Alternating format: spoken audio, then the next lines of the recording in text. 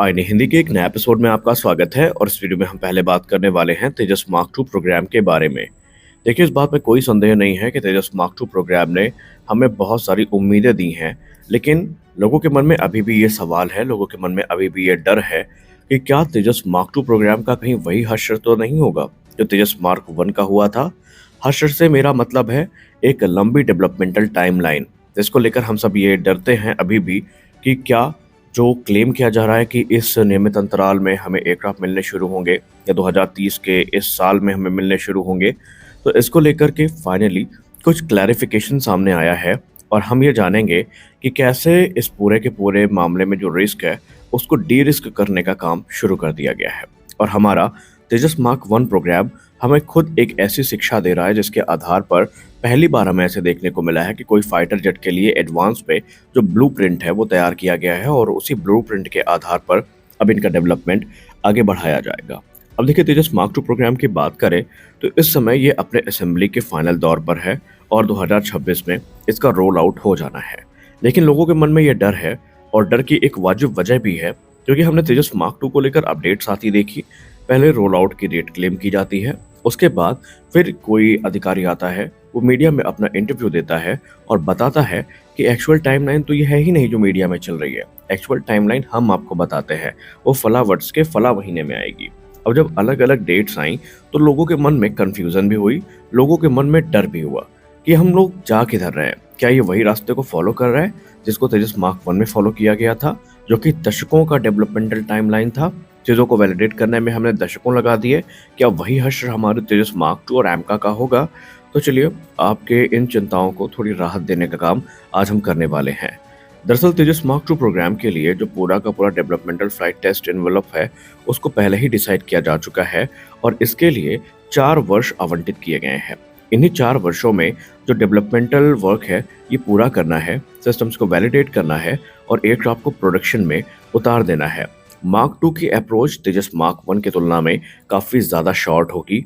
Mark one की जो timeline है उसको देखेंगे तो काफ़ी एग्जॉस्टिव है, क्योंकि हम सब ने देखा कि 2001 में रोल आउट होने के बाद से एफओसी मिलने में कितना लंबा अरसा बीत गया।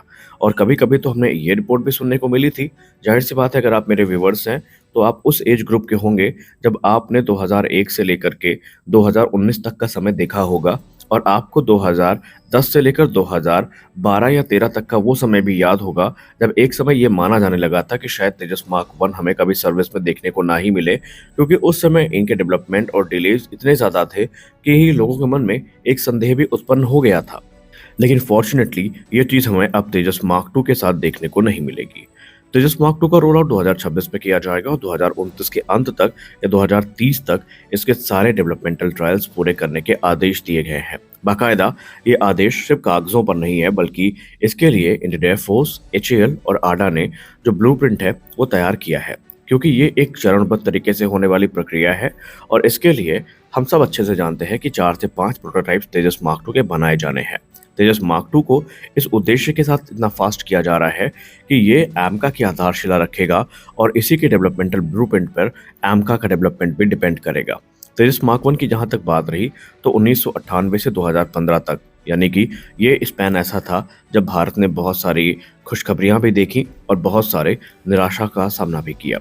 लेकिन फाइनली 2015 में जब इनिशियल ऑपरेशन क्लियरेंस मिला और इंडियन एयरफोर्स में इनको शामिल किया गया, तो तब तक भी PT-1 से लेकर PT-5 प्रोटोटाइप्स ने 3000 से ज़्यादा शॉर्टीज पूरी की थी और बहुत सारी चीज़ों को वैलिडेट किया गया था इस टाइम फ्रेम में, जिसमें स्पाइन रिकवरी भी हो गई, बेसिक एवियोनिक्स भी हो गई, फ्लाई बाय वायर सिस्टम भी हो गए, कुछ बेसिक वेपनरी हो गई, उनको भी टेस्ट किया जा चुका था।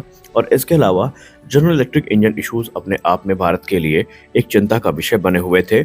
और रिपोर्ट्स तो ये भी कहती हैं कि डिले में हम पूरी तरीके से सिर्फ एचएएल या दूसरी संस्थाओं को यहाँ पर जिम्मेदार नहीं ठहरा सकते, क्योंकि वो टाइम फ्रेम ऐसा था जब इम्पोर्टेड सब सिस्टम भी देर से आ रहे थे और चीज़ों में काफ़ी ज़्यादा हमें देरी देखने को मिली। और जाहिर सी बात है कि भारत ने मारुत के बाद एक सुपरसोनिक फाइटर भारत में विकसित किया था, तो बहुत सारी चीज़ें ऐसी थी जो शुरुआत से ही परफेक्ट नहीं थी। इनफैक्ट कई बार तो हमें कंपोजिट एयरफ्रेम इंटीग्रिटी को लेकर इशू हुए, बहुत बार चीज़ों को रीडिज़ाइन किया गया, कई बार फंडिंग क्रंचेस का सामना करना पड़ा जब हमारे पास सफिशिएंट फंड ही नहीं थे।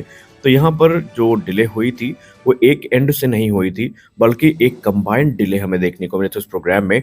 और इन चीज़ों को बाकायदा नोट किया गया है और जो चीज़ें तेजस मार्क 1 प्रोग्राम में डिले का कारण बनी थी, उनको पहले ही एलिमिनेट कर दिया गया है और बाकायदा उसके लिए हमारे पास एक बनाया गया जो ब्लूप्रिंट है, वो तैयार है। और इस चीज़ की घोषणा खुद HAL chairman DK Sunil sir ने करी है अगस्त 2025 में, जहां पर उन्होंने कहा कि हम पहले ही कुछ न्यूमरस जो फ्लाइट्स हैं उनको पूरा कर लेंगे, जहां पर हम बेसिक सिस्टम की टेस्टिंग पूरा करेंगे और उसके बाद एक चरणबद्ध तरीके से ये प्रक्रिया आगे बढ़ती रहेगी।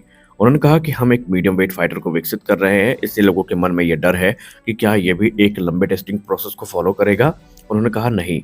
देखिए, जो अनुभव मिला था हमें तेजस प्रोग्राम में, वो हमारी काफ़ी मदद कर रहा है और हम स्क्रिप्ट के हिसाब से ही चल रहे हैं।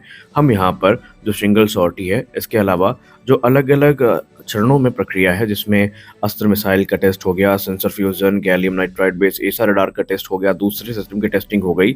इन सारे टेस्टिंग्स को हम 2029 तक पूरा कर लेंगे। उन्होंने ये भी कहा कि 2026 में रोल आउट होगा और 27 में पहली उड़ान होगी और उसके बाद से जो टेस्टिंग की प्रक्रिया है वो लगातार चलती रहेगी। उन्होंने कहा बहुत सारी चीज़ों को ऑलरेडी हम वैलिडेट कर रहे हैं, बहुत सारे ग्राउंड सिमुलेशंस चल रहे हैं और बस उनको फुल फ्लेज फाइटर में इंटीग्रेट करके टेस्ट करना ही बाकी है। उसके बाद everything is good to go. और ये जो उनका स्टेटमेंट आया है, ये कहीं न कहीं इंडियन डिफेंस एंथुसियास्ट की जो कॉन्फिडेंस लेवल है उसको बूस्ट कर रहा है। लेकिन अभी भी एक बड़ा हर्डल ये है कि तेजस मार्क 2 का रोल आउट होने वाला है, लेकिन इंजन डील अभी तक फाइनलाइज़ नहीं हुई है। अब अगर हम शॉर्ट में बात करें आपको समझाने के लिए, तो आइए हम शुरू करते हैं टेस्ट शॉर्टी जो ज़रूरी हैं उनको लेकर के। देखिए, यहाँ पर अगर हम बात करते हैं तेजस मार्क 1 की, तो 1998 से 2019 तक का समय हमने इस पे एक्सपेंड किया है, जहाँ पर उन्होंने 3000 तक की जो बेसिक फ्लाइट शॉर्टी है वो पूरी की है। तेजस मार्क 2 की जो टेस्टिंग होगी वो 2026 से 30 तक होगी, जहाँ पर 500 से लेकर 700 शॉर्टीज़ हमें देखने को मिलेंगी। इसमें मल्टी सिस्टम शॉर्टीज़ भी होने वाली है, जहाँ पर मल्टीपल सिस्टम्स को टेस्ट किया जाएगा।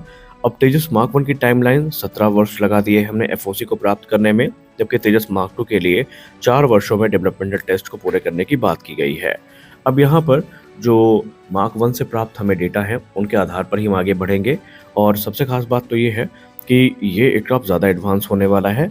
और इंजन डील की जहाँ तक बात रही, तो वो 2026 मार्च तक फाइनलाइज होने की बात सामने आ रही है। हालांकि नवंबर से पहले ही एक अंतिम चरण की जो वार्ता है ये होनी है और उसमें कहा जा रहा है कि प्राइस को लेकर मेन अभी दिक्कत बनी हुई है और कुछ सर्टेन टीओटी लेवल्स हैं जिनको लेकर एचएएल और जीई के बीच में डिस्कशन चल रहा है। जैसे ही आम सहमति बन जाती है तो ये प्रोग्राम अपनी पूरी रफ्तार के साथ आगे बढ़ेगा। यानी हमारा एक सबसे बड़ा डर था तेजस मार्क 2 की टाइमलाइन को लेकर के, उस डर को कहीं न कहीं एलिमिनेट करने का प्रयास एचएएल की तरफ से ऑलरेडी किया जा रहा है।